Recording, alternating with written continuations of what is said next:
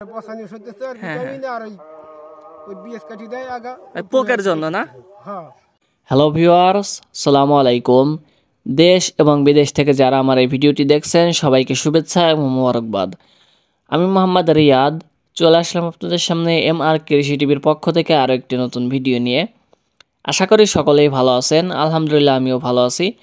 দর্শক, আজকে আমি অবস্থান করছি একটি হালি পেঁয়াজের জমিতে।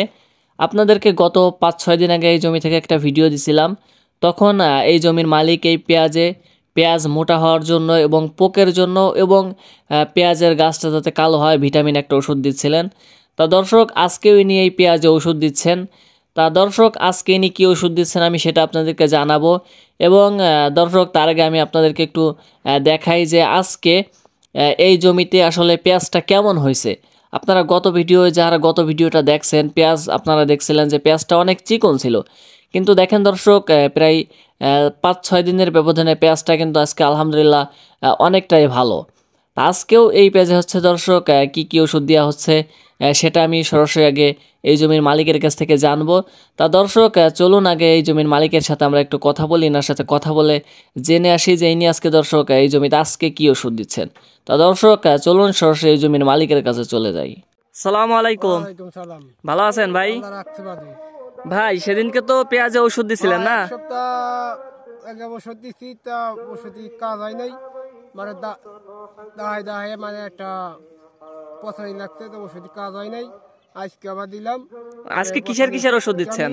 আর মানে পছানি ওষুধ দিচ্ছে আর ভিটামিন আর ওই বিএস কাটি দেয় আগা পোকের জন্য না। হ্যাঁ। ও, তা পেঁয়াজ তো সেদিনকে ভাই ভালোই হয়েছে অনেক। আগে একটু ভালো ছিল, এখন ঠেক খেয়ে গেছে। ও, মানে এই ওষুধ দেওয়ার পর একটু ভালো হয়েছিল, আবার মাঝে আবার একটু মানে দিছি, মানে আজকে দিলাম।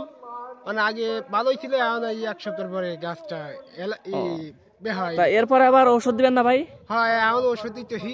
হ্যাঁ, আবার কতদিন পরে ওষুধ দিবেন? ওষুধ দিয়ে দিলাম, মানে আজকে দিলি বাদে আল্লাহ কত কি হয়। ও, তা ঠিক আছে ভাই। তা কি মানে আজকে এই পচানি এই ওষুধগুলো দিচ্ছেন না? আবার ওই যে বিএস কাটা পোয়ে কাটি দিতে হয়। ও, তা ঠিক আছে ভাই। তা দর্শক, আমরা এত সময় এই জমির মালিকের সাথে কথা বলতেছিলাম। আসলে ইনি একটা কথা বলছে যে সেদিনকার ওষুধে কাজ করে না, মানে উনি কথাটা একভাবে বলতে গিয়ে হয়ে গেছে আরেকভাবে, মানে ওষুধে কাজ করছে। যেহেতু ওষুধটা দেওয়া হয়েছে 1 সপ্তাহ আগে, সেহেতু হয়তো এখন একটু পেঁয়াজের আগে আবার পচানি আসার কথা। তা সে কারণেই হচ্ছে দর্শক আজকেও এই জমিতে পচানির ওষুধ এবং পোকের ওষুধ দেওয়া হয়েছে।